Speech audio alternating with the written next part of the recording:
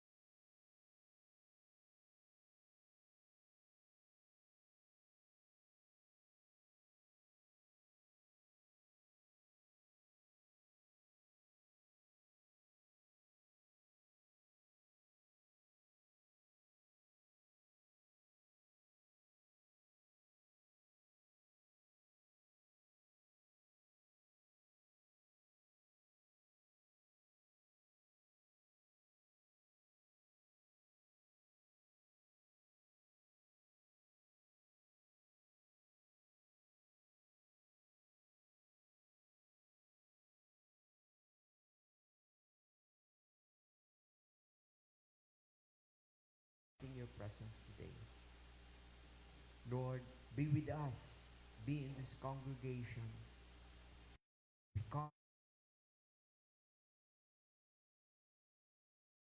Pray, Father,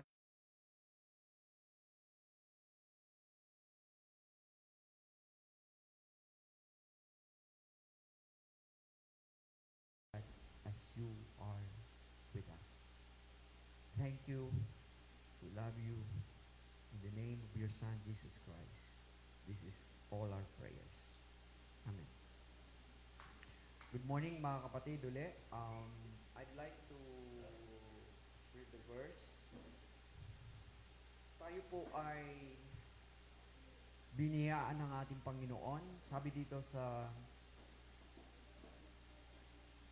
Ephesians Ephesians 2:8, 9.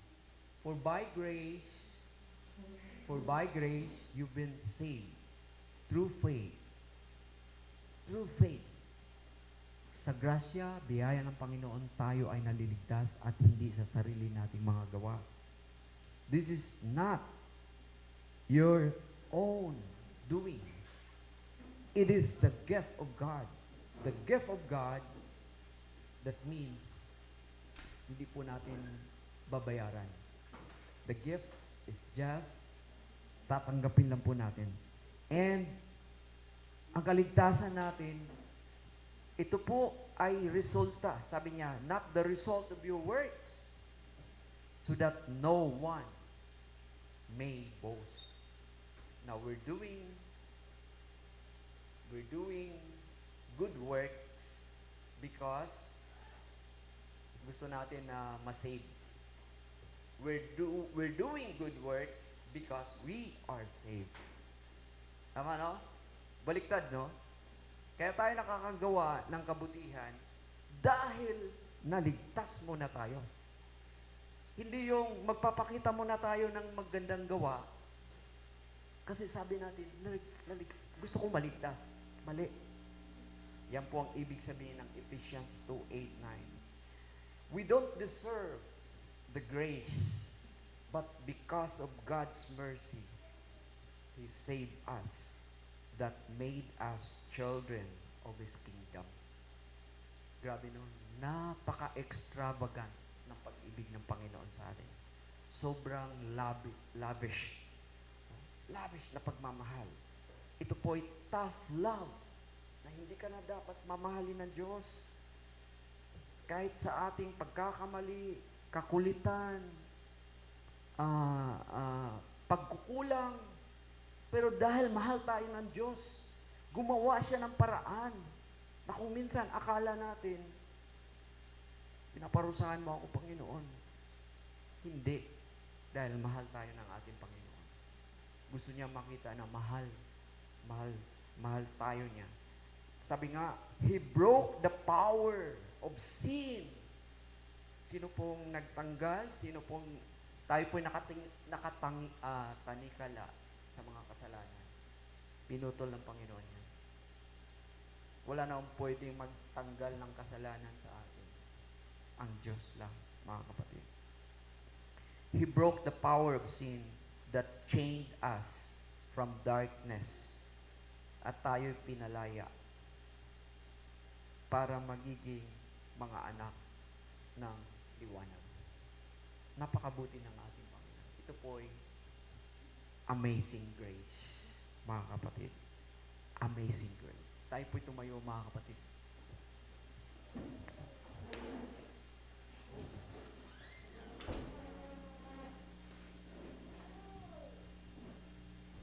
Tayo'y sumamba sa ating Panginoon. Umawit tayo na may kagalakan. Bigyan natin ng papuri ang ating Panginoon. Dapat masaya tayo dahil meron tayong kagalakan. Ito po'y may biyaya tayo na inaangkin natin sa ating mga puso. Tayo po ay sumamba sa ating Panginoon. Awitin natin, this is amazing grace.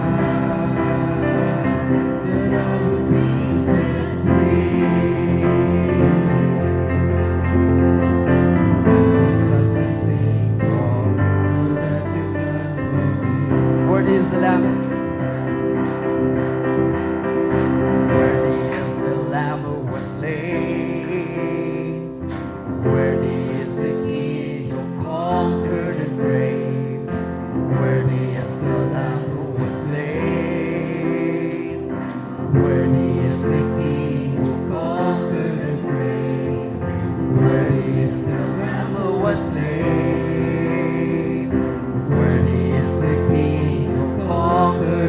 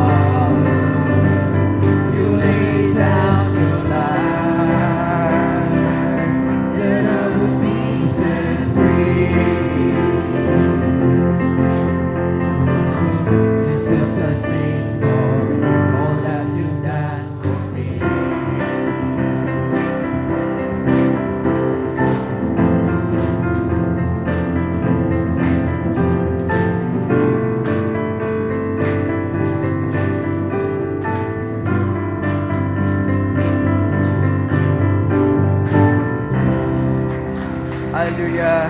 We worship you, God. Thank you for amazing grace, oh God, that you gave to your people. Thank you, Lord. You have showered your love. You have given your Son, Lord. You gave your only Son for us to be saved.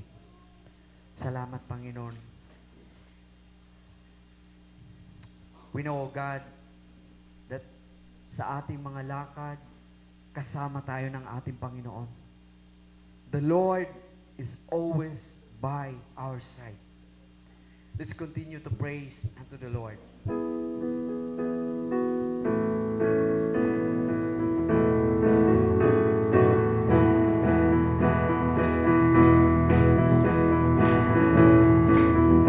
Come on, let's clap unto the Lord. I know my shepherd gives me peace. The Lord is by my side. For every day He walks with me.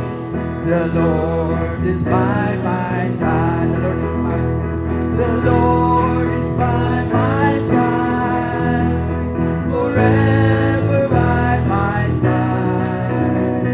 His hope, His strength, His peace is mine. The Lord is by my side. Verse 2. I know my shepherds give me strength. The Lord is by my side. For I am small and He is great.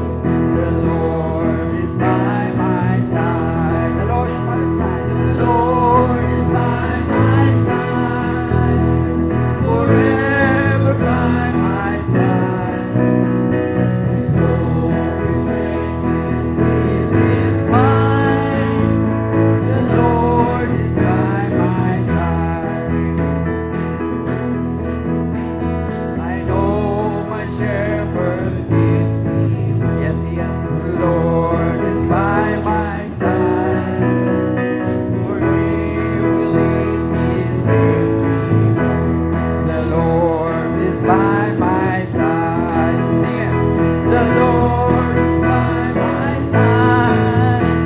Forever by my side.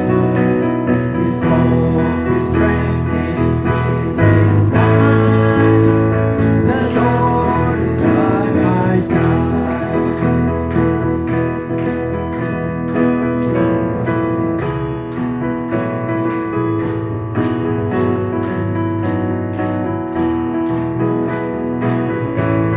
I will not look back.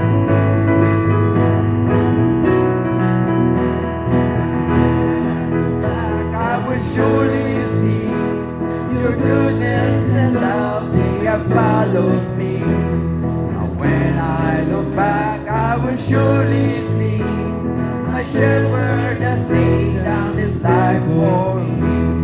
And when I look back, I will surely see his goodness and love. They have followed me. For when I look back, I will surely see my shepherd has laid down his life for me. Let's sing. The Lord is by my side. Forever by my side. His hope, His strength, His peace is mine. The Lord is by my side.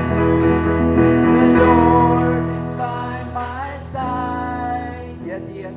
The Lord is by my side. For His peace is mine. The Lord is by my side. Let's clap unto the Lord. The Lord will always be with us.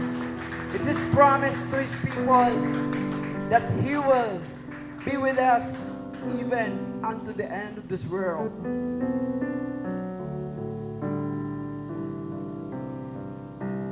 Psalm 145 verse 18 says, The Lord is near to all who call on Him. To all who call on Him in truth. As we draw near sa paglapit natin mga kapatid sa ating Panginoon, we simply ask with a humble heart and asking the Lord, Lord, examine our hearts. We'll ask God, the Holy Spirit, and His Word, our prayer, sanctify us, Lord. Cleanse us by your words, our impurities. Check, Lord, if there are sins hidden in our heart so that we can say, Lord, you're all I need. May the presence of the Lord will fill our heart this time. Draw me close to you.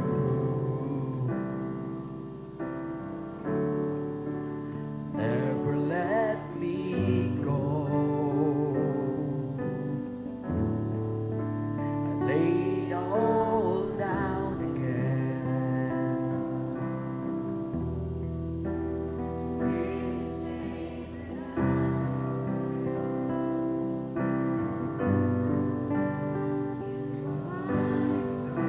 Come on, church. No one else will do. There's nothing else can take. Let's feel the warmth of our God.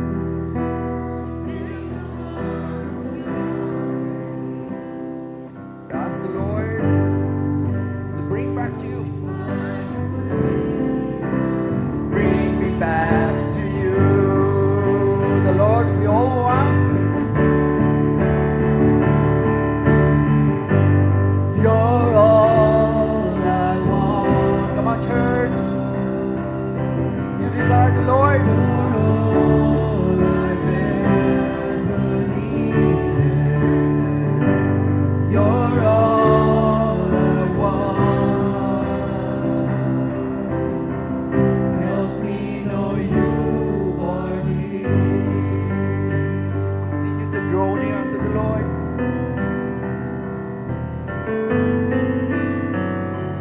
Listen once again. Draw me close to you.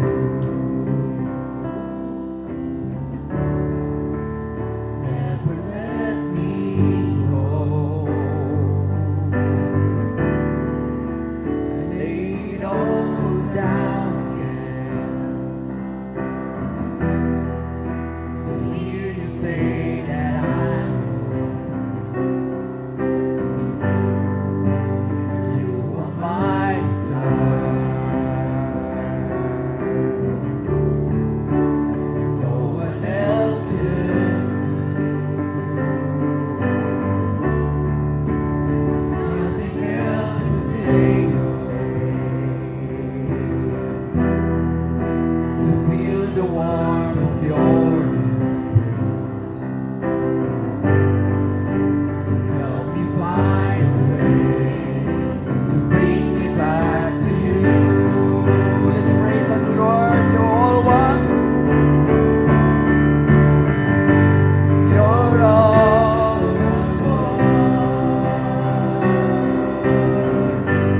You're all I've ever needed.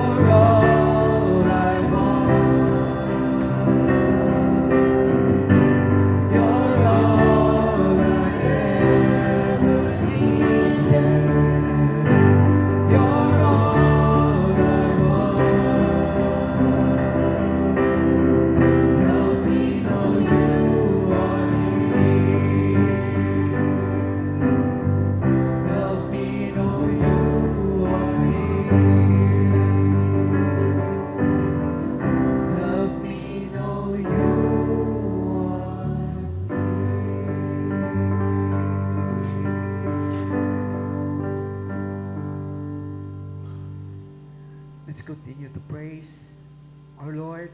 Let's exalt His name. For He deserves our worship and honor. Let's give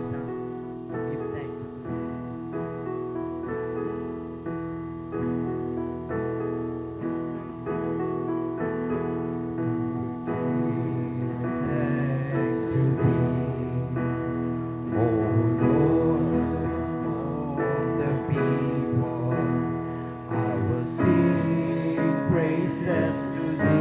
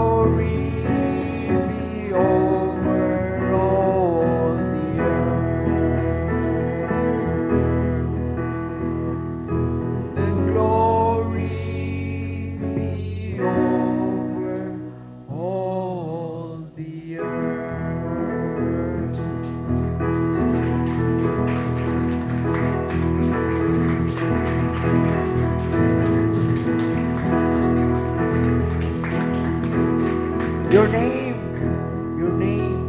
be exalted, O Father God. Your name will be glorified by your people. Thank you, Father God, Lord. Thank you for this time na dinala niyo kami, Panginoon, dito para makapag-express kami ng aming worship, Panginoon, na nagmumula sa aming mga puso.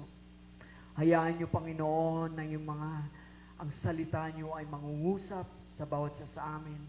Lord, we pray for your presence. Lord, talk to us today. Give us, Father God, Lord, the word. Reveal to us, Lord.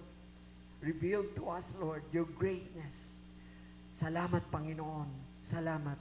To you, we give all the praises. We give back the honor and praises. In the name of your Son, Jesus Christ. This is all our prayers. Amen. Palakpakan natin, Panginoon.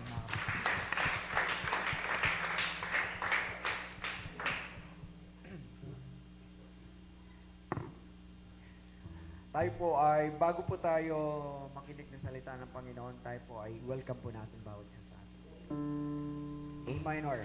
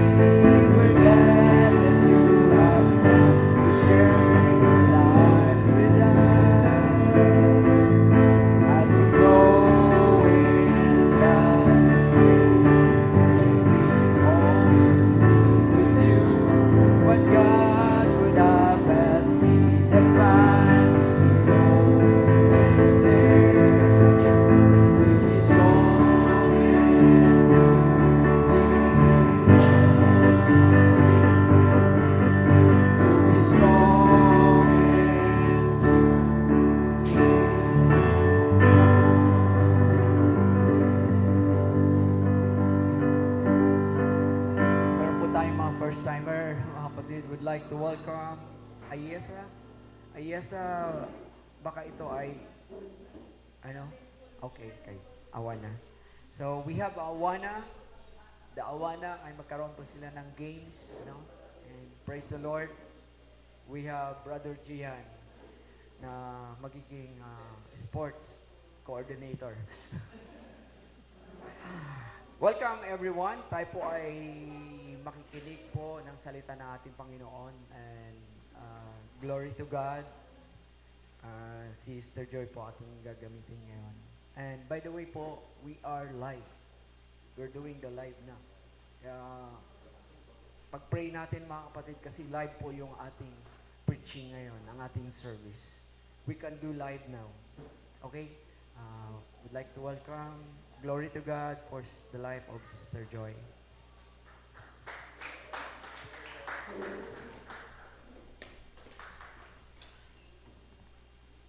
Good morning po. Alright, praise the Lord for this morning. Tunay na siya po ang nagdala sa atin dito. Okay. Kamusta po ang lahat? Mabeauty. February, ano po? O kahapon lang nag-celebrate tayo ng Hearts Day. Okay? Kayo po ba ay nagse-celebrate ng Hearts Day? No, dun sa labas, no, puro ang daming nagtitinda ng mga flowers. Uso na pala ngayon yung mga flowers na parang laruan, ano? So anyway, kakaiba. Nagiging creative lalo ang mga tao. So in line with the theme ng ating February, we're gonna talk about love, diba? So if you've seen yung ating announcement, no, it actually covers 1 Corinthians 13, right? I had the intention na, to really talk about love. Di ba ito yung well-celebrated na passage about love? And the more na I was studying about it, hindi pala siya about romantic love. It's really about this deeper kind of love, and which we will discover, as we go along. So our text is taken from 1 Corinthians 13. Tayo po tumayo, basahin lang po natin ito.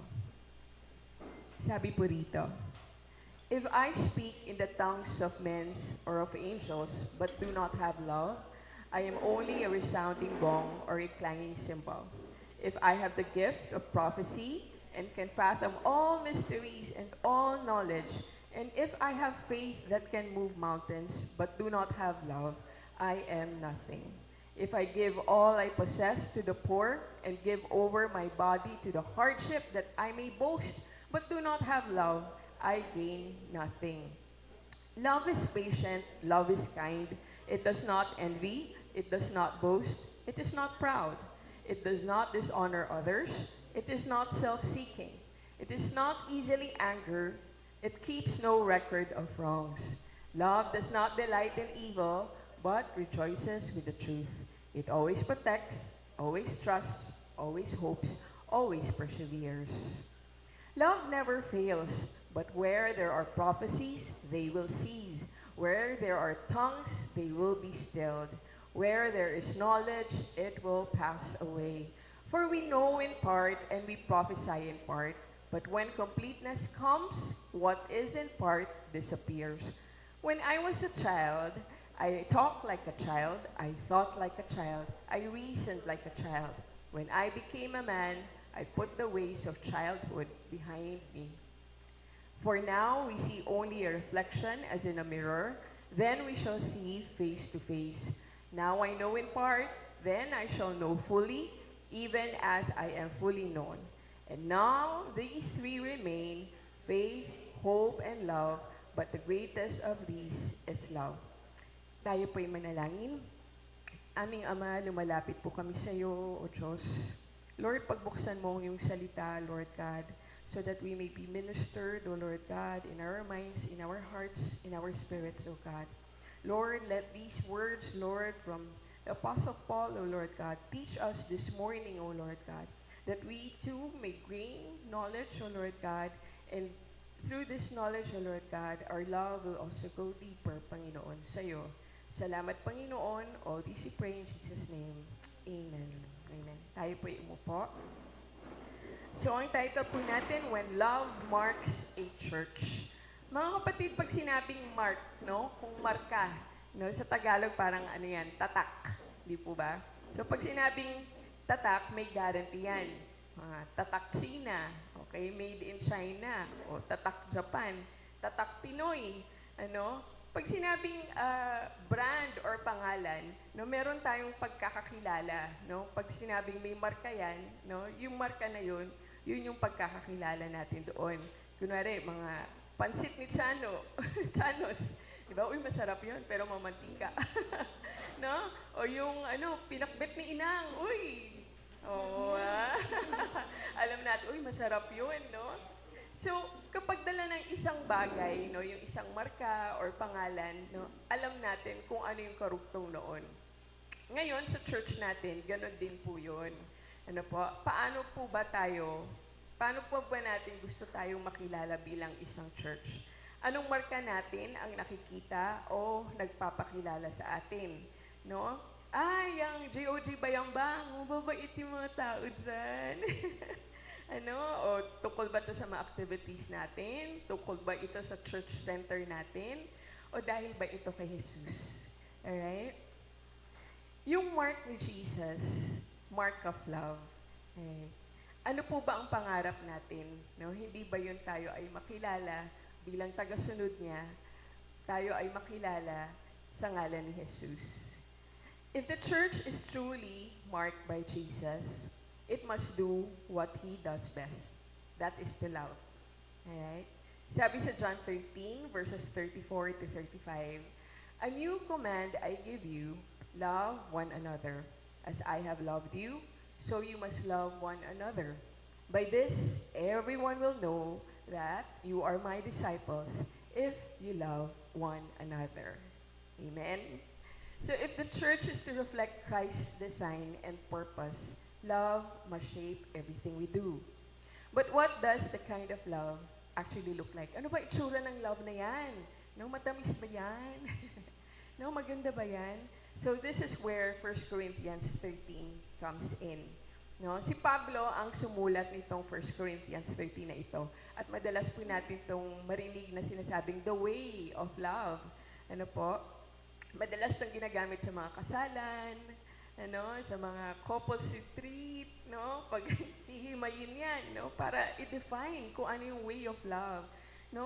So much, it's so famous, na minsan kahit hindi Christian, ginagamit yan. Kasi kung if you would just lift it out, wala kasing Jesus, walang God na nakasulat doon. It was just defining love. So they can even, kaya nilang himayin yun at i-apply nila sa sarili nila kahit na walang Diyos. Pero sa atin, sa purpose natin, susuriin natin ito ng mabuti. Yung talatang ito, makikita natin na hindi lang siya about love. Sinulat to ni Pablo para sa mga taga-Korinto nung panahon na yon dahil dumadaan sila sa malalim at seryosong problema sa kanilang iglesia. Makikita niyo yun mula chapter 1 pa lang, he was already addressing yung mga taga-Korinto.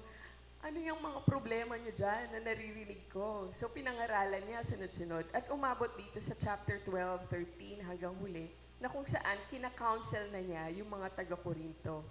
So before we dig deeper, mga kapatid dito sa passage na to, alamin muna natin yung mga taga-Korinto, para maintindihan nyo, sino ba yung mga taga-Korinto na yan? So maganda meron tayong background dito para mas maintindihan natin kung saan hinugot ni Pablo ito. Ito po yung Corinth. Corinth is a bustling commercial hub. Ano po? Itong panahon na ito, naalala niyo yung inyong history, yung mga Romano, panahon ng mga Romano. Nandun si Julius Caesar. Si Julius Caesar ang nagtayo nito. Bago pa nung panahon ni Pablo, 95 years ago, talagang wala yan. It's flat, rubble. Kumbaga parang sinakop sila, nasira yung city na yan. So nung dumating si Julius Caesar, inayos niya yan. Kaya yung planning ng syudad na yan, napakaganda. Kumbaga para siyang sa Maynila siguro parang Global City, yung Bonifacio Global City, planado lahat, walang mga wires na nakakalat-kalat. Kasi dito talagang dinevelop siya for commercial and political hub siya. So itong colony ng Romano na ito, ginawa nga ni Julius Caesar, it was 95 years old, 95 years na siyang naglilipana nung dumating si Pablo dyan. So makita ninyo, it's very urbanized, Yung mga tao dyan, halo-halo. May mga Romano, may mga Greek, may mga Hudyo, mga merchants, immigrants, iba-ibang mga tao. Ayan, ganyan yung mga damit nila. So you would see, andyan yung mga, mga Roman soldiers, yung kalsada nila, hindi na siya lupa. Talagang it was paved. Mga bato-bato na siya.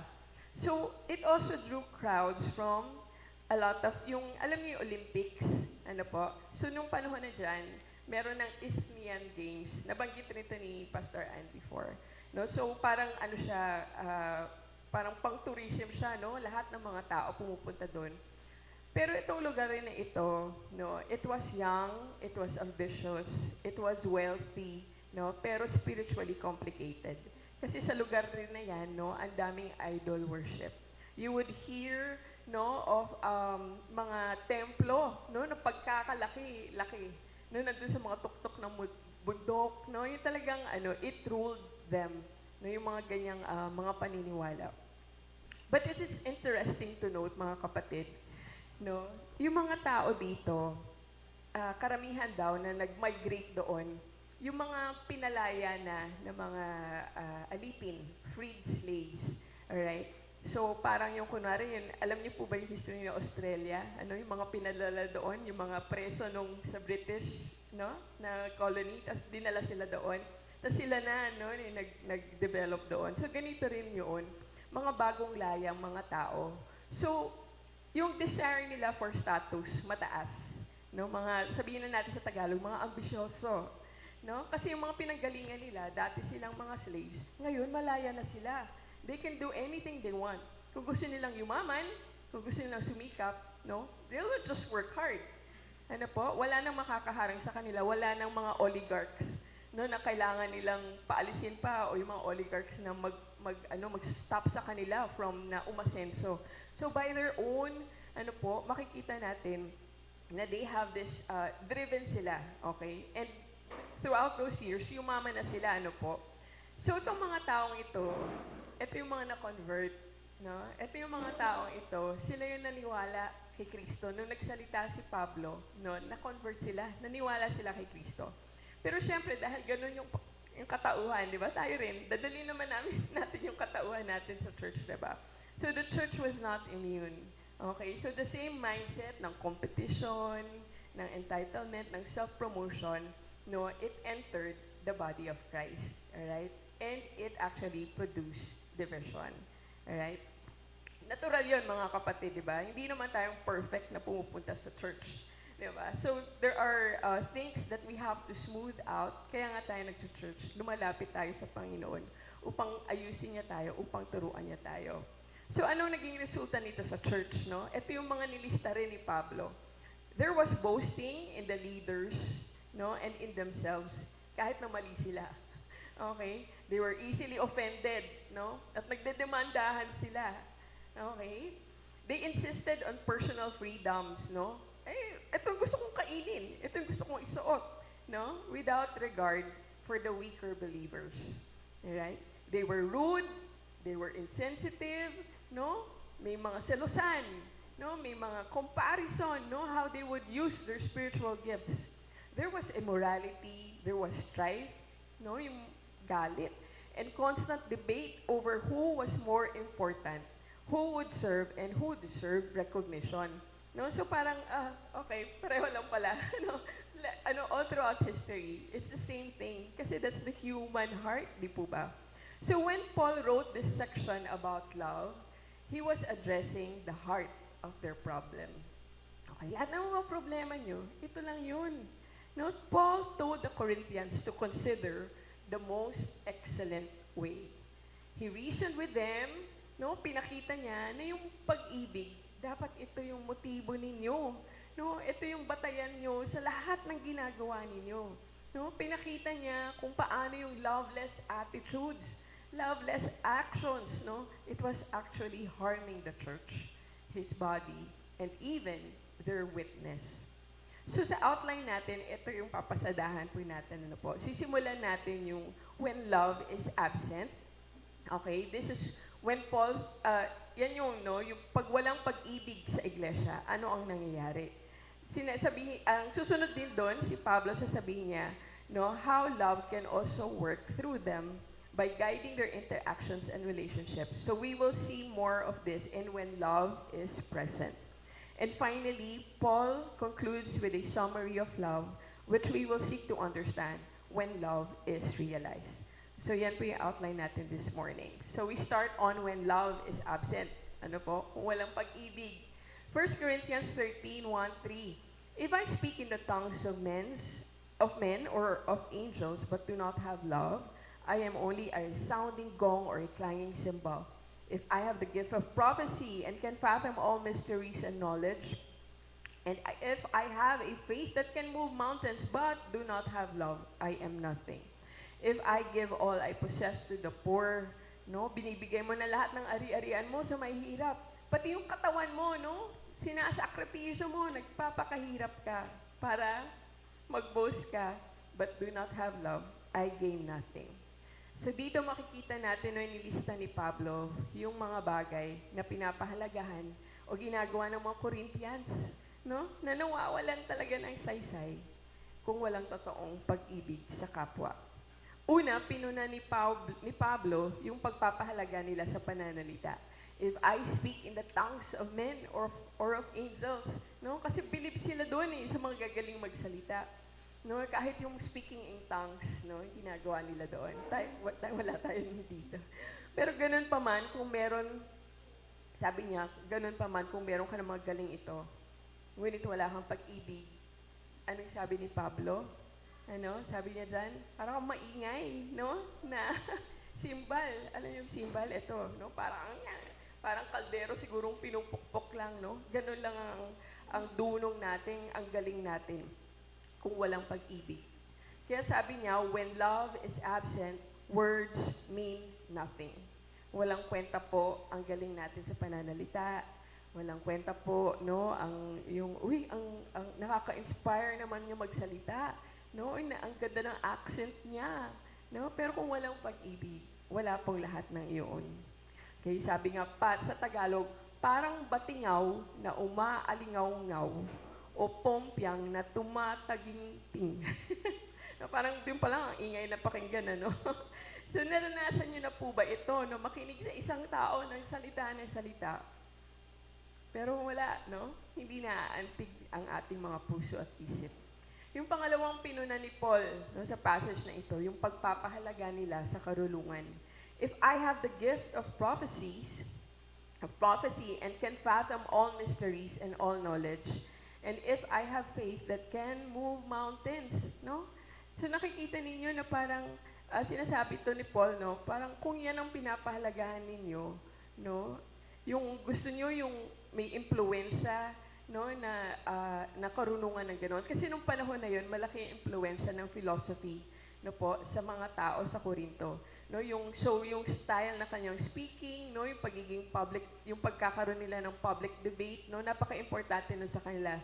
So much so that yung start ng 1 Corinthians, no, nandun yung away-away ng mga teachers, no, pinagko-compare nila ng mga teachers. Ay, mas magaling si Apollo, mas magaling si Peter, no, o si Pablo, no? Kasi sino mas magaling magsalita? So doon sila nakatingin. So sabi ni Paul, bakit niya tinitingnan yan? No? Importante ba yan? Paano kung walang pag-ibig? Ano po? Anong gagawin natin?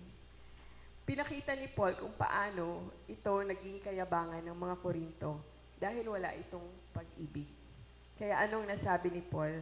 When love is absent, no, knowledge is nothing. No, nararanasan natin to mga kapatid, no? Meron tayong nami-meet, ang tatalino, maalam, marahil, ano?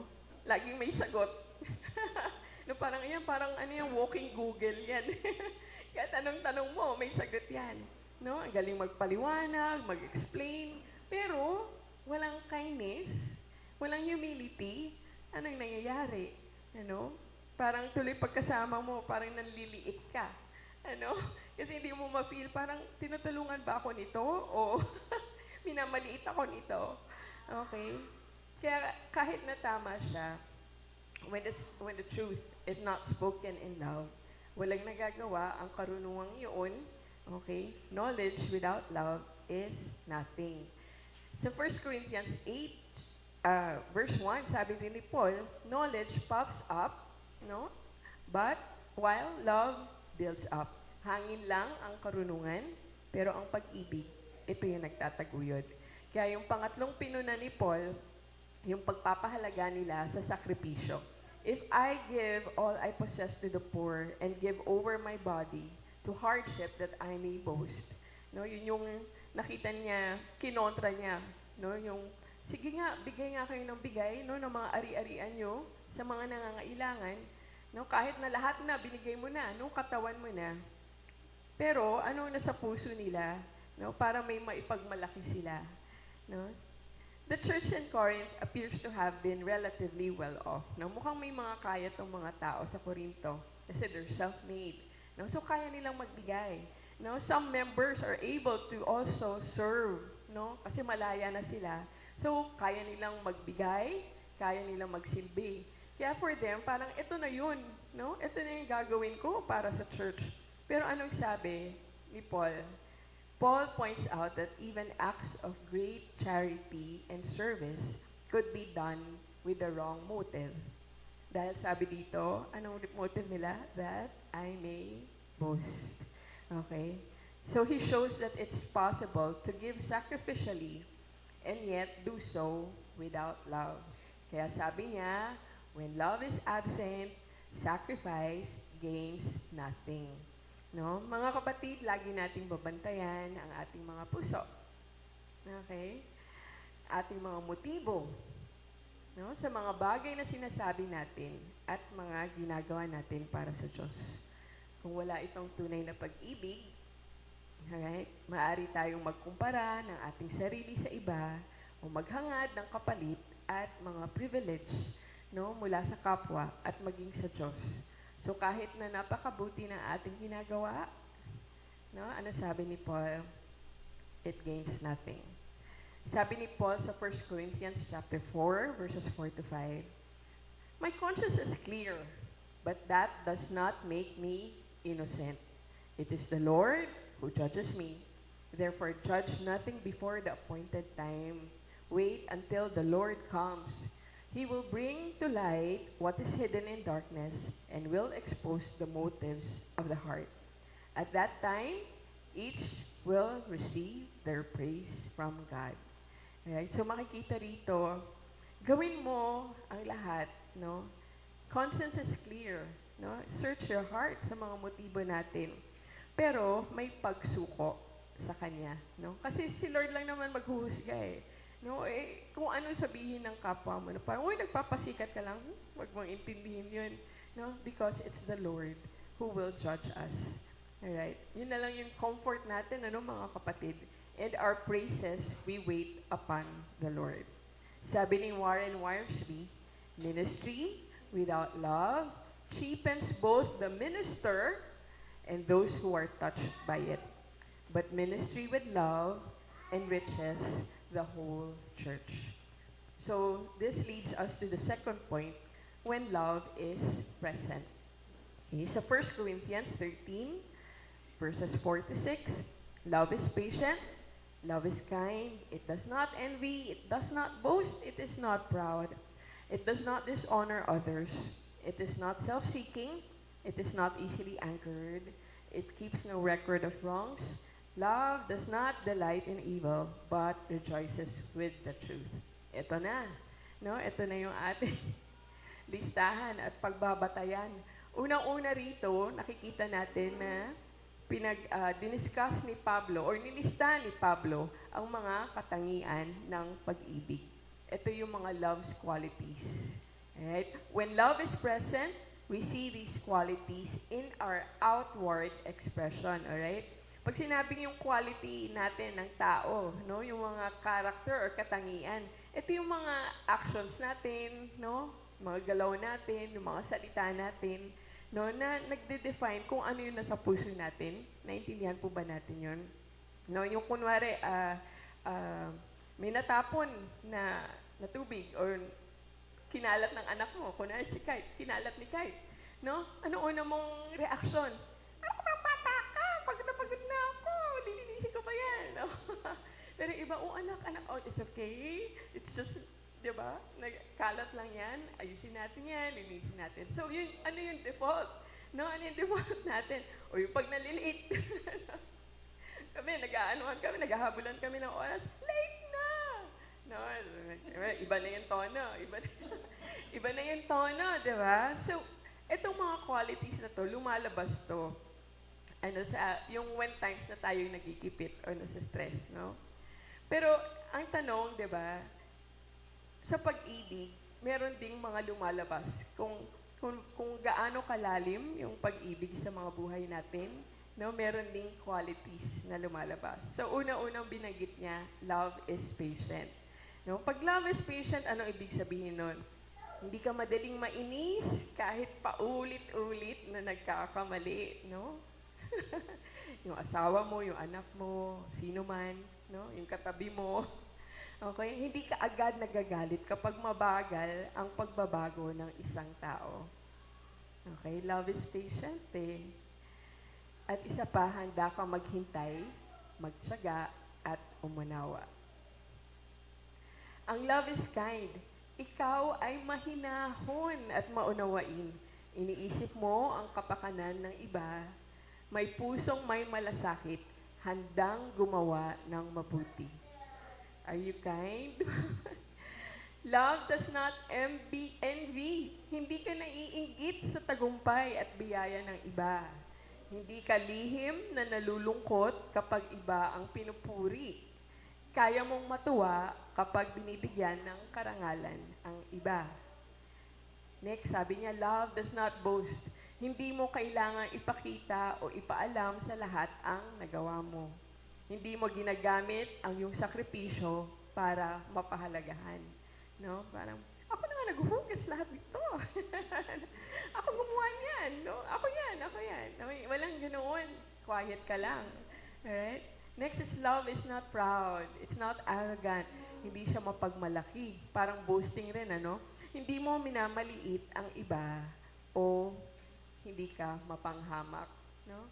Alam niyo yung mga kontrabida no, sa mga drama.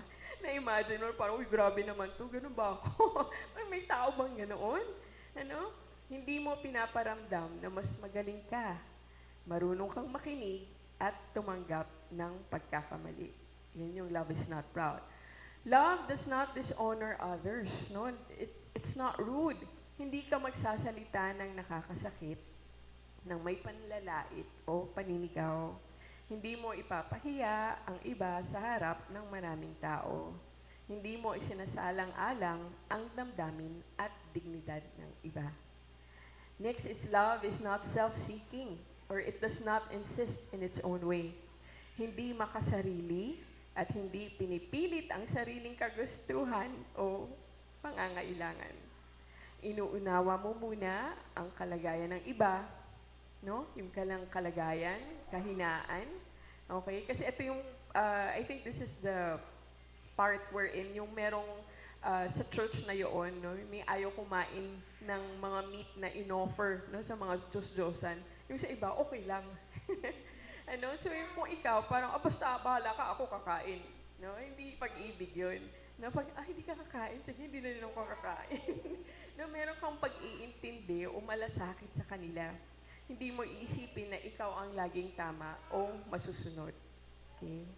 Sumunod naman, love is not easily angered or irritable. Agree. Hindi padalos-dalos, no? May control sa emotion. Hindi mabilis mag-init ang ulo. Okay? Kaya mong magtimpi at magpatawad at umitindi ng pagkukulang ng kapwa. Love keeps no records of wrong. Walang listahan. Hindi mapagtanim ng sama ng loob. Okay, walang listahan ng pagkakamali. Hindi manunumbat, kundi magpapatawad. Okay? Ito yung pagkakataon ng yung mga Korinto kasi nagdedemandahan sila. Ano? Parang, tayo na sa barangay. Doon tayo mag-usap. Yung hindi nila ma-settle, no? Yung just by themselves, yung mga ganoong problema. Kaya sinabi ni Pablo, love doesn't keep records of wrongs. At sabi niya, love does not delight in evil, but rejoices with truth. Hindi natutuwa o nakikisaya sa kasamaan, kundi sa katotohanan. Hindi mo kinukonsenti ang mali, kahit pabor ito sa'yo. Okay? Ano yan? Okay lang yan. Kunin mo na yan. Libre yan. No, sa office. Kunin mo na yung isang rim ng bond paper. Okay? Hindi ka na natutuwa sa masamang kapalaran ng iba. Okay? Walang kasinungalingan, walang panlilinglang, walang kabuktutan, no lies, no deceits, no cover-ups. When Paul wrote these qualities of love, no, nakatingin siya sa church. Sinasabi niya, mga kapatid, dapat ganito kayo. Okay? Ngunit alam natin, no, na bago pa ito makita, no, sa ating gawain sa church, kailangan muna nating maintindihan kung paano natin ito maisa sa buhay. Okay? Kailangan, parang, Ako ba yan? Kaya ko ba yan? Ginagawa ko ba yan? Maaring nagawa na natin ito, no? Yung per situation, no? Mapagtimpi naman ako. Kasi wala naman akong magagawa. No? Yun na lang iniisip mo. Diba? O yung sa tao, maawa ka. Kawawa naman siya eh. No? Sige na lang, bigyan na natin. Pero pagdating sa bahay, no! Hindi ka naawa sa asawa mong pagod na. Okay? So you can do it, no? These qualities of love na tingi-tingi, no? And not entirely. So ang tanong, paano natin magagawa itong mga qualities of love na ito? Na talagang tatatak ito sa katauhan natin. Which we will go through love's character. Kailangan maging character mo na ang pag-ibig, no? Magkakaroon na ng ugali ng pag-ibig. Kung ang mga qualities na nabanggit natin ay outward, na pagpapahayag ng pag-ibig, ang character ng pag-ibig naman ang pundasyon o pinaghuhugutan ng mga iyon. Verse 7, love always protects, always trusts, always always hopes, always perseveres. No, ito rin mga katangian naman siya ng pag-ibig. Ngunit sinabi ni Paul, meron siyang diin dito. Anong diniin niya? No? Always. Lagi nating pananatilihin ang mga bagay nito. Love always protects, bears all things. The Greek word for protects, literally means to cover, pagtakpan. Iniisip nito ang kapakanan ng iba. This love would rather give than receive. Ito yung pag-ibig na kung may pagkukulang o pagkakamali ang iba, tinatakpan niya ito. Pinoprotektahan niya. Hindi yung kinukonsinti ha. Hindi yung pagkukonsinti ng kasalanan, kundi pagpapatawad. Nagkamali yung kapatid mo, patawarin natin. No? I-cover natin siya ng kapatawaran. Kasi minsan gano'n, no? Parang kasalanan mo yan. Pagdusahan mo. Sasabihin ko sa kanila. Walang protection eh. True love, no? You protect, no? The one who is weak, no? Hindi pinagtatakpan o kinukonsinti ang kasalanan, kundi agad na pinapatawad, pinapalakas ang mahina, at iniingatan ang kahinaan. Love covers over all wrongs. Panginoon yan. No? He covers all wrongs. Next is love always trusts, believes all things.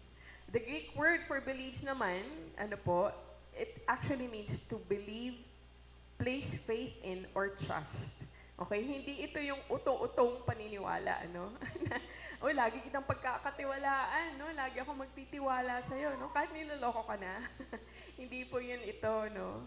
Kundi, ang paniniwala mo sa Kanya, yung hindi ka nagdadalawang isip kung karapat-dapat bang siyang mahalin, kundi dahil alam mong may Diyos, no? Nahahawak sa taong ito. Mamalihin mo siya, no? Na pinapaniwalaan mo ang best tungkol sa taong yun, no? Na anuman ang nakaraan niya, magtitiwala ka pa rin sa kanya. Medyo mahirap pa na po. Pero kasi dito, ito yung unconditional love, no? And Paul calls us to love always. Trust, no? To trust as we love. We'll expand on that later. Kasi parang napaka-imposible ng lahat na hinihingi niya. Sabi niya, love always hopes and hopes all things also. So the Greek word for hope, naman po, ay to hope or wait. But for what? For salvation, with joy and full confidence. Ang pag-ibig na laging may pag-asa. Hindi siya bulag, no, na pag-asa o wish mo lang, kundi meron kang nakikita na potential sa kanila at nandoon ang kumpiyansa mo. No, nakikita mo yung taong yun, meron kang pag-asa para sa taong yun. Hindi dahil sa nakikita mo ngayon kung ano siya. Alright? So, kunwari sa ating mga kabataan, nakikita mo, this person, meron tong potential. No? So, yung pag-ibig, it strengthens you to look at a person na may kinabukasan to. Kasi kung wala kang hope sa isang tao, walang mangyayari dyan kahit anong gawin mo. No? Ang kabaliktaran niya, pag nakita mo yung tao, may gagawin ng Panginoon sa buhay niya. That's why love always hopes. Alright? Yung pinanghahawakan mo si Kristo para sa buhay niya, kaya kaya mong umasa. We do that, no? Let's do that. No? Lalong-lalo na sa ating mga pamilya. No? Minsan kasi sa pamilya pa yung unang nagko-condemn sa atin, Di po ba? No? But if love always hopes, you would always see, the good side, of that person kasi may hope ka. Okay? Oo, kailangan nating ituwid, ang mga pagkakamali at mga kahinaan. Pero dapat may pag-asa ka, kaya ka nagtutuwid sa taong yun. Di ka naniniwala, na yung mapapasama siya, kundi mapapabuti pa siya. Your love will help that person, do the right thing. We cannot underestimate the love that always hopes the best for a person. Okay. Napaka-importante nun sa ating mga relasyon. And then last, sabi niya, love always perseveres. It endures all things. The Greek word used here no, carries the idea of enduring or remaining. Sa Tagalog, wagas. Di sumusuko, no? Ito yung pag-ibig na di nakabase sa emotions natin o pakiramdam, no, na madaling magbago. Ang pag-ibig na ito ay nagtsatsaga, nagtitiis sa hirap at ginhawa ng buhay. No, may commitment. Kaya sa mga kasalan, ito yung laging sinasabi, no? Love always perseveres, endures all things. Yun. Love always protects. It always trusts, always hopes, always perseveres. Itong pag-ibig ba na ito, mga kapatid, ay nakikita natin sa buhay natin. Medyo, no? We try. No? If the check nga, sabi nga, no, i-replace mo yung word na love, no, with your name, no? Ako ba, kunwari, joy always protects, bears all things. Okay? Joy always trusts, believes all things. Joy always hopes all things. Joy always perseveres, endures all things. Lord, konti. Siguro mga 20%. I'm getting there, no? Hindi natin ma-perfect eh. Di ba mga kapatid? Pero, gabi lang ang grasya ng Panginoon. Pero kung titingnan mo, sino bang umiibig ng ganyan? Si Jesus lamang. Okay? Si Jesus loves us this way. Jesus protects us. Jesus trusts the Father for us. Jesus hopes for us. Jesus perseveres for us. His love for us never gives up. Amen. Sabi sa mga verses, John 17:12, si Jesus ito, while I was with them, I protected them and kept them safe by the name you gave me. Romans 8:39, nothing can be able to separate us from the love of God that is in Christ Jesus our Lord. Hebrews 12, verse 2, for the joy set before him, he endured the cross, scorning its shame. John 13:1, having loved his own who were in the world, he loved them to the end. Gabi, ano? Si Lord lang, si Jesus lang. Pero ano sabi niya? Love others like me. That same standard of love that Jesus has done, He asks us to do it as well. Sabi natin, how, Lord? Paano? No? And the answer would always come, lay down your life. Aray, Lord, paano? Diba? Sabi niya, the greatest love, no, is loving others and laying down your life for them. Okay? Sometimes inisip natin, dapat ba akong magpamartir? No? Lahat na lang gagawin sa akin, mamamatay na lang ba ako ng ganito? No? Parang, sige Lord, sige magmamartir na lang ako. No? Yung alam niyo yung mga story, papapiliin ka, si Lord o buhay mo? No? Siguro yun ba yun? Yung magpapakamatay tayo ng ganoon. Pero it's not the only way we can lay down our lives. No? It's not about shedding blood. Ano po? Wala pa tayo dun sa panahon na yon. Thank you, Lord. No, na you have to literally die for your faith, na which is actually nangyayari na sa mga ibang bansa, ano po, sa mga Muslim countries, no, sa India, no, they really die for the Lord. Pero sa atin, we're not yet asked to shed our blood, no? Ano lang hinihingi ng Panginoon sa atin? Mag-surrender ka, anak. Surrender your heart, no? At magpakumbaba. Alright? It is dying to your pride when you want to defend yourself. It is dying to your ego when you want to be right. It's dying to your desires when they conflict with loving others well. It's dying to your comfort when love requires sacrifice. This is the kind of dying, no? Na so far yung palang naman ang hiningi, pero napakahirap. Pero imagine mga kapatid kung ito yung pag-ibig natin, no, sa bawat isa. If that love is present in this church, in your family, no, in your relationships. It's hard, but it's not impossible. No? Magpasakop lang tayo ng magpasakop sa pag-ibig ng Diyos. Ang pag-ibig niya lamang ang hangarin natin na makamtan, okay? At hindi ang approval o pag-ibig ng iba. Ibigin natin si Jesus ng buong puso, buong isip, buong lakas, buong kaluluwa. Okay? Kahit, kasi alam natin when we do that, napupuno tayo eh. Diba? Yung akala natin binibigay natin lahat kay Lord, nauubos tayo. Pero actually, when we love Him more, no, we find our hearts bigger. No? Yun yung paradox. No? The more you give to the Lord, the more Kanya pinagpupunuan. Natural na itong aagos, itong pag-ibig na to sa ating mga puso. Patuloy lang natin hingin, no, ang Kanyang pag-ibig until His love will mark in our lives. Okay? Pasasaan pa, no, at tayong Kanyang iglesia ay makikilala, no, na magiging daluyan ng Kanyang pag-ibig. Sa inyong pamilya, no, magbubunga ito. It's only then that we would see that love would truly mark us as a person and as a church. Okay? At ang pag-ibig niya ang magpapatunay sa atin, no, na tayo ay tunay na sa Kanya. Now, next point. Okay? We might think, paano natin ipupursue itong love na ito?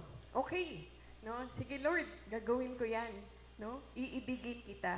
No? I will try my best kung paano, no, akong magmamahal na katulad na ikaw na nagmamahal sa akin. Pero why should we do this? Why should we invest in love? Why do we invest? Diba? Pag nag-invest tayo, parang namumuhunan ka, no, sa isang bagay kung sa business. Kasi alam mo may bunga, no, na ibabalik ito. Alam natin na yung returns nito ay mas higit pa. So the next point that we have is when love is realized. Okay? So alam na natin ano hindi ang pag-ibig, no? When love is absent, anong nangyayari? When love is present, anong nangyayari? Okay? But when love is realized, no? Ito ang nangyayari. So aside from the fact that we are commanded to love and obedience is required, there is a deeper reason. Love is the only thing we do that will endure forever and abide forever. Kaya tayo nag-i-invest, no? Kasi pang forever na ito. Okay? Kayo ba gusto niyo mag-invest na yung mabilis mawala? Ano? Na parang sa buhay lang na ito, di ba? Yun yung madalas sinasabi, nagtrabaho ka nga, nag-ipon ka na. Pag wala ka na, hindi mo madadala sa langit yan. No? Ito yung love na investment. Ito yung madadala natin sa langit. Let's look at 1 Corinthians verses 8 to 12 sa chapter 13. Love never fails, but where there are prophecies, they will cease. Where there are tongues, they will be stilled. Where there is knowledge, it will pass away. For we know in part and prophesy in part. But when completeness comes, what is in part disappears. When I was a child, I talked like a child. I thought like a child. I reasoned like a child. When I became a man, I put the ways of childhood behind me. For now we see only a reflection as in a mirror. Then we shall see face to face. Now I know in part, then I shall know fully, even as I am fully known. Point 1 under this is it endures forever. Sabi nga dito, love never fails. It never falls short. It never fades. It never becomes obsolete. It never ends. Sabi dyan, all gifts of prophecies, teaching, preaching, no, yung tongues, yung knowledge, no, na sinasabi ni Paul na binavalue ng mga Corinthians so much, all of them will pass away. No? So yung mga words na sinabing, when completeness comes, when I become a man, when I see face to face, when I shall know fully, even as I am fully known, all that, no, relate sa mga sinasabing nag-e-end siya eh, no? May takdang panahon. Lahat ng yun ay patungkol sa panahon, no, na actually sabi, ito yung time na kaharap na natin si Lord, no? Yung completeness na yun tayo yung naging man na when we see face to face the Lord, no? Doon yung kabuuan natin. Itong mga mangyayari ito pagkaharap na natin ng Panginoon sa eternity. At sinabi niya diyan sa listahan na yan, di ba? Yung panahon na yan, hindi na natin kakailanganin, no? Ang dunong. No? Kaya sabi nga, di ba? All of these things, it will fade. Mawawala lahat yan. Dahil nasa presensya na tayo ng Panginoon. Sa presensya niya, lahat revealed na. No? Lahat naiintindihan na natin. Ano? Lahat kasi pwede na nating tanungin sa Panginoon eh. Ano po? No? So yung kahit na ako ang gusto ko, ang una ko siguro tatanungin sa langit, Lord, bakit mo ginawa yung ipis? Bakit may ipis sa mundo? Bakit may mga ganong bagay? No? Of course, dito lang po yan. Ano? There are things no, na you think na kailangan maintindihan mo, no? Pero pagdating mo sa langit, anong say-say nun? Wala na eh. No, hindi mo na kailangan alamin. No, kahit na yung i-philosophize mo pa, yung kunwari yung paghihirap sa mundo, no? Pagdating mo sa mundo, oh, merong mahirap pa ba? Wala na eh. Tapos na lahat ng yun. So everything ceases. No? Ngayon, para tayong mga bata, no, kung tutuusin, kaya sinabi niya, when I was a child, no, I talk like a child, ganyan. We talk, we think, and we reason like children. Okay? Marami tayong gusto, marami tayong pinaglalaban, no? At sa totoo lang, no, lahat tayo immature pa sa lupang ito. Kahit na anong maturity, sabi, uy, mature niya, hindi pa rin. Immature ka pa rin. No? Sa langit lang ang talagang maturity natin. We fight for our rights. We fight for positions. No? Yung recognition, yung privilege. We feel entitled. We chase after money. No? We buy toys. No? Ako bumibili pa rin ako ng toys. Mga collection ko yan. Okay. And we have temporary pleasures. No? Ginagawa lang natin kung ano yung gusto natin gawin. No? Bilang mga bata. No? Parang lahat umiikot, no, sa buhay natin, no? Sa mga gusto natin. Nagtatampo tayo sa mga maliit na bagay. Nagtatanim ng sama ng loob. No? Pero kapag tayo ay ganap ng tao, no, o naging mature sa presensya ng Panginoon, isinisantabi na natin ang lahat ng ito dahil mas nakakaintindi na tayo. Lahat ng nakikita natin ngayon, ano po, para lang itong nakatingin tayo sa malabong salamin, no? Sabi rin niya sa verse nun, yung reflection, no, na blurred, no? Kaya masasabi natin, kung ang lahat ng bagay dito sa mundo ay para lang malabong refleksyon, no, sa salamin, we can imagine na pag tayo nasa langit, maliwanag na ang lahat, no? Kasi sabi nga, yung magaganda dito sa mundo, no? Yung parang akyat ka sa bundok, wow, so majestic, ang ganda, no? Sa dagat, wow. Pagdating mo sa heaven, hindi na yung wow, no? Parang alikabok na lang siya. Blurred reflection kung ano yung makikita natin sa langit, no?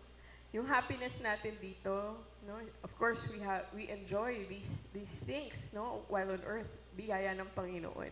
Pero yung kaligayahan na nararanasan natin dito in our relationships, no? Even in material things, wala lang yun. It's just a blurred reflection of what we will see in heaven.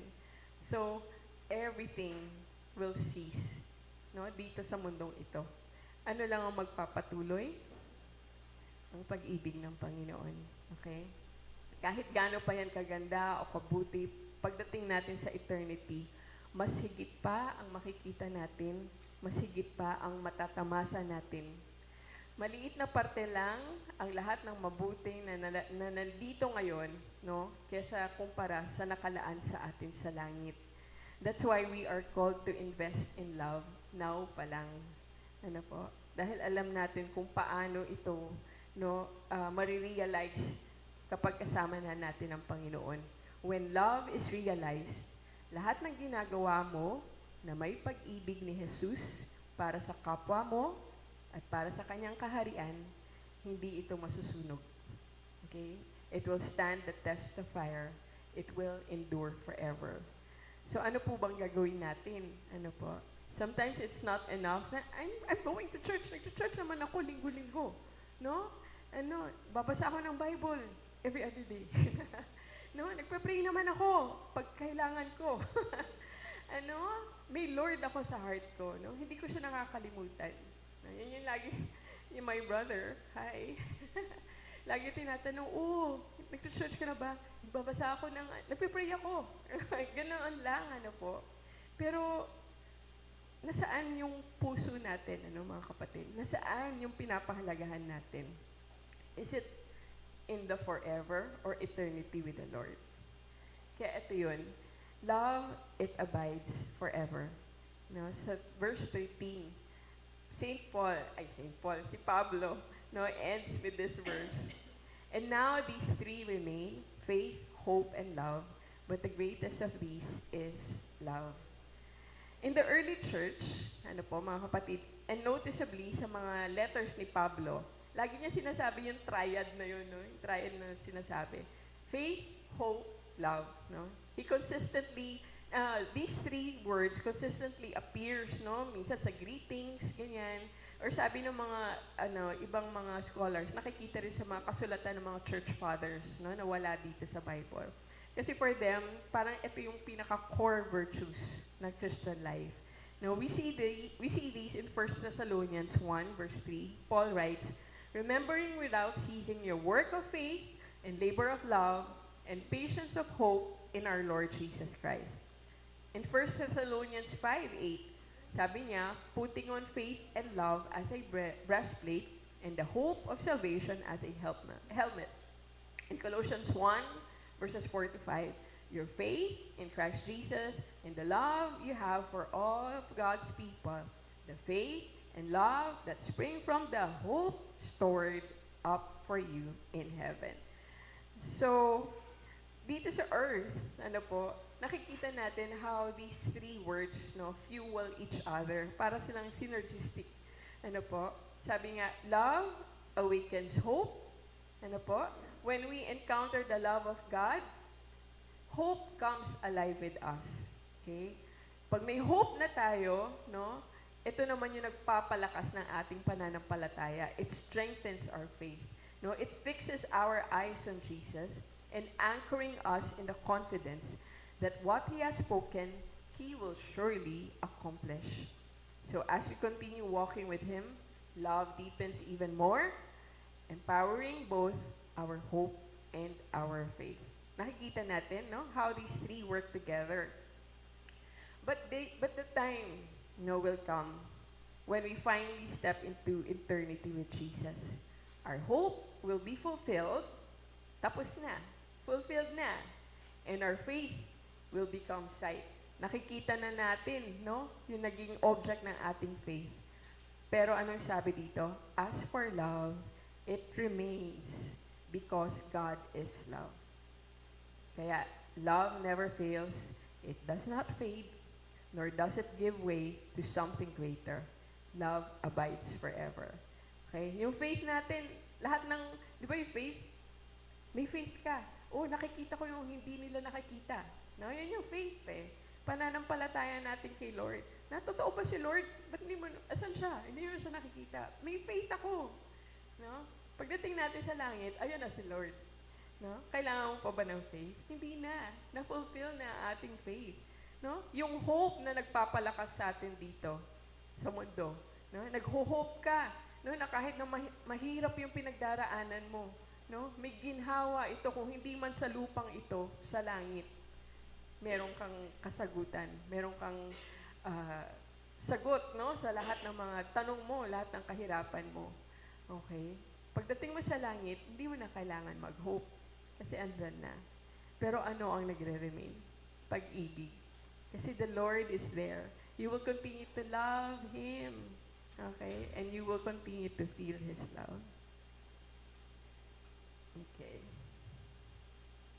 Dali lang po. To conclude, let's read this passage in 1 John 4, verses 7 to 12. Dear friends, let us love one another. Okay? For love comes from God. Everyone who loves has been born of God and knows God. Whoever does not love does not know God, because God is love. This is how God showed His love among us. He sent His one and only Son into the world that we might live through Him. This is love. Not that we loved God, but that He loved us and sent His Son as an atoning sacrifice for our sins. Dear friends, since God so loved us, we also ought to love one another. No one has ever seen God, but if we love one another, God lives in us, and His love is made complete in us. Nakikita natin mga kapatid, grabe yung pag-ibig ng Lord sa atin. Kung totoong naiintindihan natin yung pag-ibig ni Lord, no?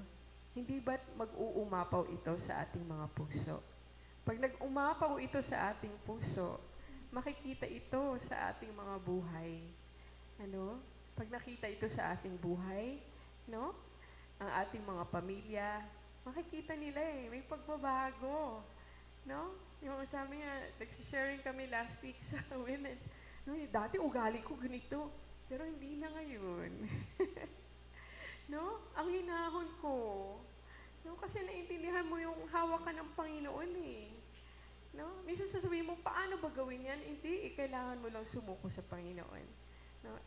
When we listed those things, those qualities, no, that Paul shared with us, it's not really a checklist for us. You know? It just shows what will happen if we give ourselves to love. It will just show what would naturally, happen in the church, in your family, kung inibig natin ang Panginoon at hinayaan natin ng Holy Spirit, ang gumalaw sa ating mga buhay.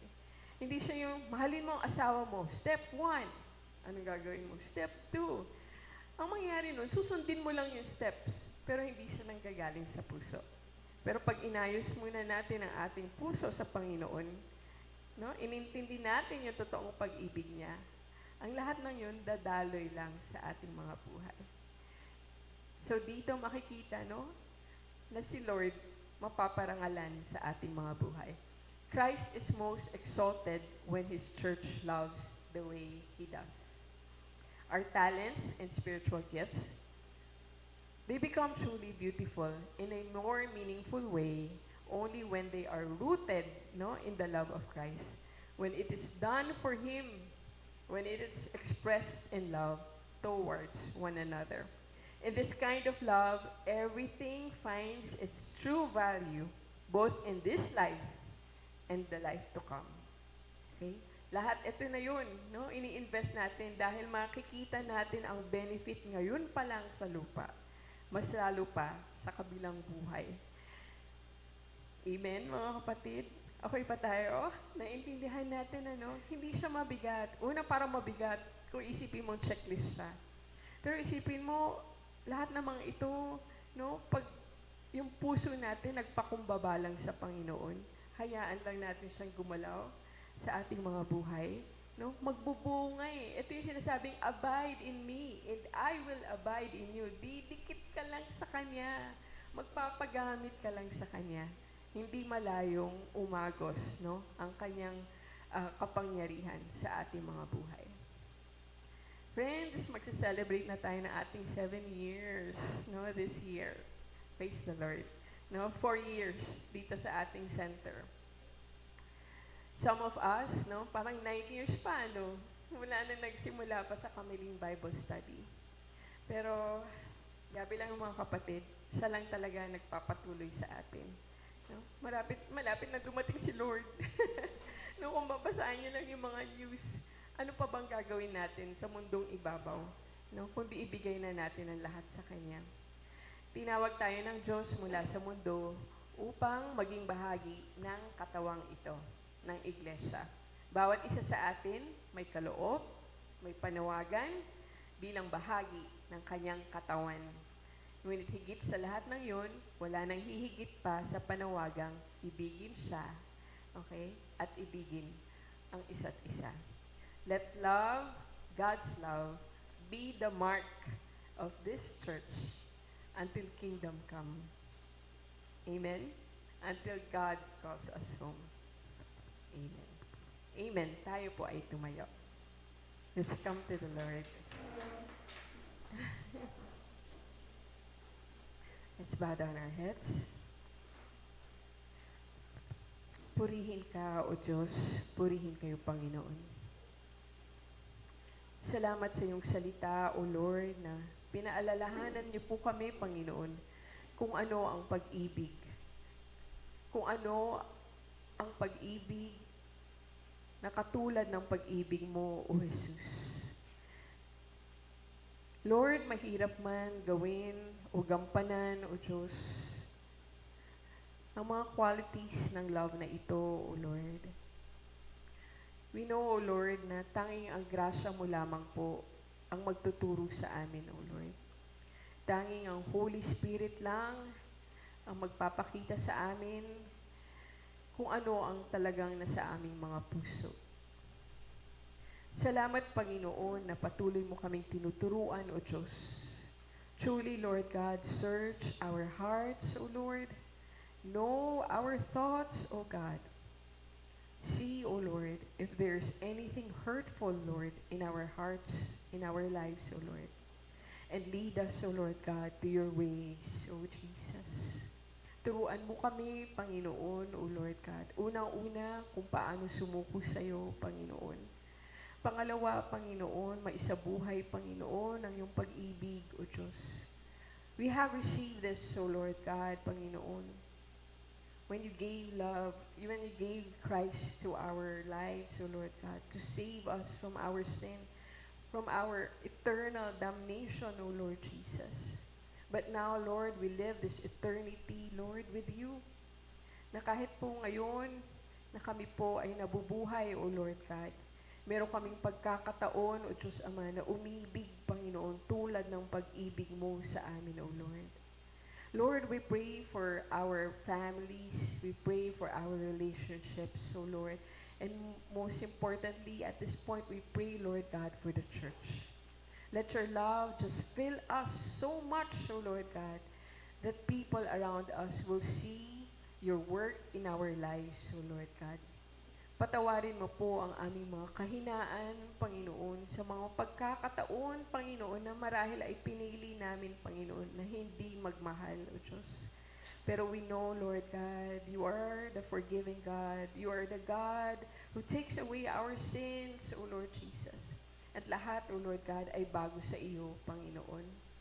Lord, hayaan mo kaming lumakad, Panginoon, ng merong pananampalataya, na may pag-asa at may pag-ibig, O Diyos Ama, sa iyo lamang, Panginoon.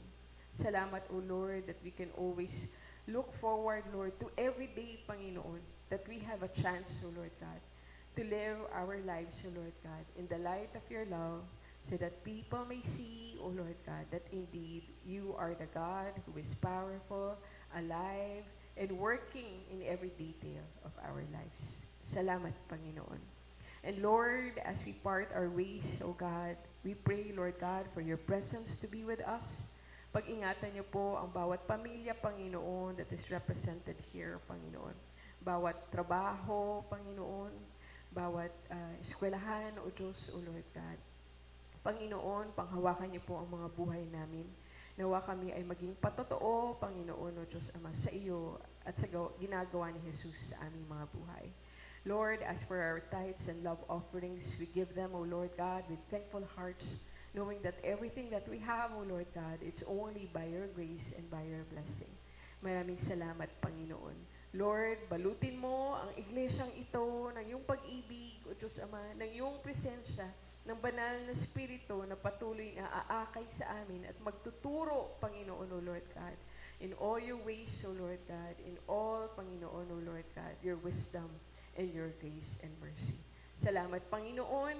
We love you and we give you praise. All these things we ask in Jesus' name. Amen and amen. Hallelujah.